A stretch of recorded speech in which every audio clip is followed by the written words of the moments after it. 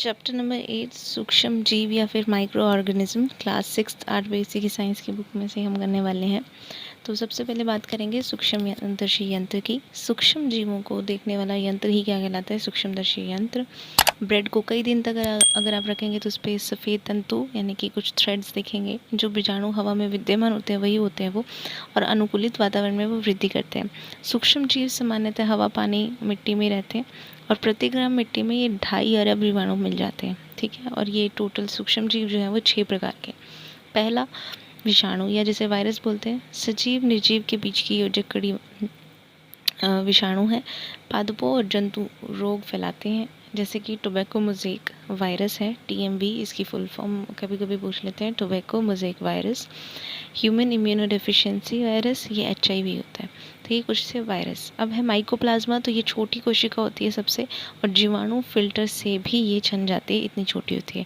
ये बैंगन का जो लघुपर्ण रोग है या तिल की फिल्लोड़ी, ये नाम दिए हुए थे RBSC में, तो याद रखना है। तो ये सब किसकी वजह से होता है? माइकोप्लाज्मा की वजह से, बैंगन का लघुपर्ण और तिल की फिल्लोड़ी। उसके बाद है माइकोप्लाज्मा को पादप जगत में बहुरूपिया या फिर जोकर्स कहते हैं, तो ये याद रखना ही होगा, पादप जगत के बहुरूपिया या जोकर। जीवाणु या बैक्टीरिया, तो ये प्रोकैरियोटिक्स होते हैं, यानी कि जिसके अराउंड वो झिल्ली नहीं पाई जाती, एक कोशिकी होते हैं, और हमारे आसपास बहुत सारे एग्जाम्पल हैं, ई कोलाई, लैक्टोबैसिलस जो दही में होते हैं। तो हर जगह ज़्यादातर क्या है? बैक्टीरिया। फंगी या कवक, ये फफूंद, फंगस कवक के नाम से जानी जाती है। ये पर्णहरित नहीं होता, यानी कि ग्रीन कलर नहीं होता, इसलिए कुछ कवक जो होते हैं मृतोपजीवी के रूप में सड़े गले कार्बनिक पदार्थों से अवशोषण की विधि से भोजन ग्रहण करते हैं। एग्जाम्पल मशरूम जो सांप की छतरी की तरह होता है, और कुछ कवक पादपों और जंतुओं से परजीवी के रूप में रहते हैं। पक्सीनिया ग्रेमिसिन टेट्रिटिसाई, जिसको काला कीट रोग बोलते हैं, और बाजरे में स्क्लेरोस्पोर, तो ये आपको वर्ड याद रखना होगा, ग्रामिनिकोला, जोगन रोग का ये फुल फॉर्म है। पिक्सीनिया ग्रेमिनिस ट्रिट्रिसाई काला कीट रोग होता है, और बाजरे में स्क्लेरोसाई ग्रामिनिकोला, तो ये वर्ड ऐसे ही हैं। जोगन रोग इससे होता है, ये शैवाल की वजह से होते हैं। प्रोटोजोआ क्या होता है? एक कोशिकीय जीव होता है, अमीबा पेरिमीशियम इसका एग्जाम्पल है। शैवाल एल्गी, यह एक कोशिकीय से बहुकोशिकीय सरल संरचना वाले पादप होते हैं। शैवालों की उपस्थिति के कारण ही जो तालाब है उसमें हरियाली दिखती है, क्योंकि उनकी पर्णहित होता है इसमें। अब क्लेमाइडोमोनास क्लोरेला, ये यूकैरियोटिक और एक कोशिकीय हैं।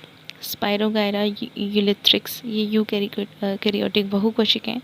और नील हरित शैवाल प्रोकैरियोटिक लेकिन बहुकोशिकीय है।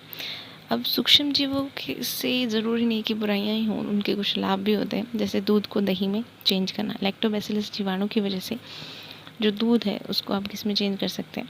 दही में। ये हैं सूक्ष्म जीवों के लाभ। यीस्ट का उपयोग हम किण्वन प्रक्रिया में करते हैं, जो कि ब्रेड डबल रोटी बनाने में होता है, जलेबी में भी होता है। क्लोरेला का उपयोग सूप को गाढ़ा करने में होता है, और इसी का उपयोग आइसक्रीम में भी करते हैं। किसका? क्लोरेला। ये एक कोशिकीय जीव है जिससे खाद्य सामग्री बनाई जाती है। क्लोस्ट्रीडियम विटामिन्स जो है वो जीवाणु है, जिससे विटामिन B12 और एंथ्रेनोक्साइड बेसिलाई नामक जीवाणु से रोग प्रतिरोधक पदार्थ बनता है। तो ये नाम याद रखना है। क्लोस्ट्रीडियम बोटुलिन्स एक जीवाणु है, विटामिन B12 की कमी पूरी करता है। एंथ्रेनोक्साइड बेसिलाई नामक जीवाणु रोग प्रतिरोधक पदार्थ बनाते हैं। उसके बाद है पेनिसिलियम, तो जो कवक, ये एक तरह से कवक है, और कवक से ही पेनिसिलिन जीवन रक्षक औषधि बनती है। इसका जो यूज़ है वो प्रतिजैविक और टीका वगैरह में करते हैं। इसकी खोज अलेक्जेंडर फ्लेमिंग ने की थी। नाइट्रोजन को प्रकृति में पुनः मिलाना, और इसी को क्या कहते हैं? नाइट्रोजन स्थिरीकरण कहलाते हैं। दलहनी पौधे जैसे मूंग, मोठ, चना, मटर, इनकी जो जड़ होती है उसमें कुछ नोड्यूल्स होते हैं, जिसमें राइजोबियम जीवाणु क्या करता है? नाइट्रोजन स्थिरीकरण का काम करता है। तो ये वर्ड आपको याद रखना है। नाइट्रोजन स्थिरीकरण कौन करता है? राइजोबियम जीवाणु। उसके बाद है नाइट्रोजन को नाइट्रेट के रूप में बदल सकते हैं ये जीवाणु, और नाइट्रोजन जो है वो प्रोटीन की एक इम्पॉर्टेंट अंग है, आप बोल सकते हैं।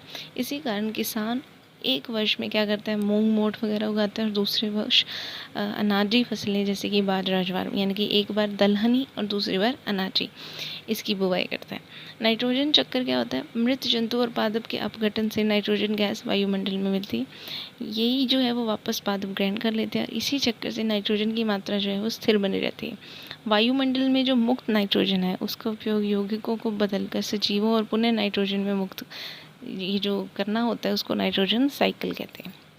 उसके बाद है ह्यूमस। तो ह्यूमस बनाने में जीवाणु बहुत ज़्यादा इंपॉर्टेंट है। गोबर और अन्य अपशिष्ट पदार्थ में जीवाणु अपघटित हो जाते हैं, जिससे ह्यूमस बन जाता है। इसी ह्यूमस की वजह से क्या होता है, मृदा उपजाऊ हो जाती है। टूथपेस्ट में जेंथोमोनास कैम्पेस्ट्रिस नामक सूक्ष्म जीव ये टूथपेस्ट बनाता है। ये नाम क्या है इसका, जेंथोमोनास कैम्पेस्ट्रिस।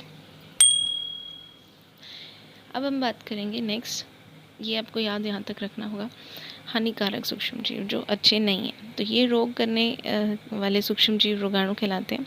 ये ज़्यादातर जैसे टीबी हो गया, कुकुर खांसी, डिप्थीरिया, टिटेनस, हैजा, मलेरिया, चर्म रोग, ये सब में। एंथ्रेक्स मनुष्य और जीवों में होने वाला सूक्ष्म रोग से भयानक रोग है। गाय में खुरपक्का मुंहपक्का ये वायरस से होता है। नींबू का कैंकर रोग जीवाणु से होता है। और गेहूं की जो रस्ट बन जाती है वो कवक से होता है। भिंडी का पित्तसिरा ये मोज़ेक वायरस से होता है। तो ये पूछ लेते हैं कि वायरस का नाम क्या है, या फिर ये वायरस है या जीवाणु है या कवक है या क्या है। ठीक। क्लोस्ट्रीडियम, ये मोस्ट इम्पॉर्टेंट पेज अपने मान सकते हैं। क्लोस्ट्रीडियम बॉटुलिन्स की बात करते हैं। तो जीवाणु जो है वो खाद्य ये ख़राब कर देता है, विषाक्त कर देता है, जिससे उल्टी, दस्त और कभी कभी तो मृत्यु भी हो जाती है। अब उपाय क्या है, अनाज वगैरह को तो धूप में सुखा दो या फिर पका के खाना, ठंडी जगह रखना, अचार में तेल ज़्यादा डाल देना, और मुरब्बे में शक्कर ज़्यादा डाल देना, भोजन में सिरका डाल देना, धान और दालों में पारद की गोली डाल देना या नीम की पत्तियों का उपयोग, इससे सही रहता है। अब है नेक्स्ट, खाद्य परिसरण या फूड प्रिजर्वेशन कैसे बचाना है। तो खाद्य को सुरक्षित रखने के लिए कुछ उपाय हैं। शीतलन यानी कि रेफ्रिजरेशन कर दीजिए आप, और इसी के साथ कोल्ड स्टोरेज में रख सकते हैं। निर्जमीकरण यानी कि स्टरलाइजेशन जिसको बोलते हैं, सिरिंज या सुई को उबालने से रोगाणु मुक्त हो जाते हैं। ऑपरेशन के औजार को भी ऑटोक्लेव यंत्र में निर्जमीकरण यानी कि उसका सारा वायरस निकाल देते हैं। पराबैंगनी यानी कि यूवी रेज से भी जो वस्तु है उसका रोगाणु रहित कर सकते हैं। पाश्चुरीकरण एक तरह की ऐसी प्रोसेस है जिसमें जो दूध होता है उसको कभी 60 डिग्री सेल्सियस पे गर्म करते हैं और कभी साथ के साथ ठंडा। ऐसा 2-3 बार करने पे जो डब्बे के अंदर की हवा है उसको निकाल देते हैं और दूध कई देर तक रह सकता है। निर्जलीकरण, ये लुईस पाश्चर ने ये निकाली थी, इसीलिए इसको पाश्चरीकरण कहते हैं, फ्रांसीसी थे ये। दूध मीटर शुद्ध सिद्धांत पाश्चरीकरण दूध ही इन्होंने दिया था। निर्जलीकरण खाद्य पदार्थ से जल निकालना, जैसे अनाज, दाल, नमी को सुखाने में इसका काम होता है। उबालकर भी हम सूक्ष्म जीव नष्ट कर सकते हैं। केमिकल के यूज़ से जैसे सोडियम बेंजोएट और पोटेशियम मेटाबाइसल्फेट का यूज़ शरबत, स्क्वैश और केचप में यूज़ करते हैं। हालांकि अच्छे तो नहीं होते लेकिन ये यूज़ करते हैं। मांस, अचार और जैम, जेली सब्जियों में नमक, शक्कर, तेल, सिरका ज़्यादा डाल देते हैं। जल जीवाणु रहित करने के लिए chlorine, bleaching powder, potassium permanganate, इसके अलावा कार्बोलिक एसिड का यूज़ करके इसको बचा सकते हैं। तो नेक्स्ट चैप्टर है चैप्टर 9 पौधों के प्रकार, ये हम करेंगे नेक्स्ट वीडियो में। तब तक आप लास्ट वाली सारी वीडियोस देख लीजिएगा, अच्छे से याद कर लीजिएगा, सारे टू द पॉइंट्स दिए हुए हैं। Thank you so much, subscribe now.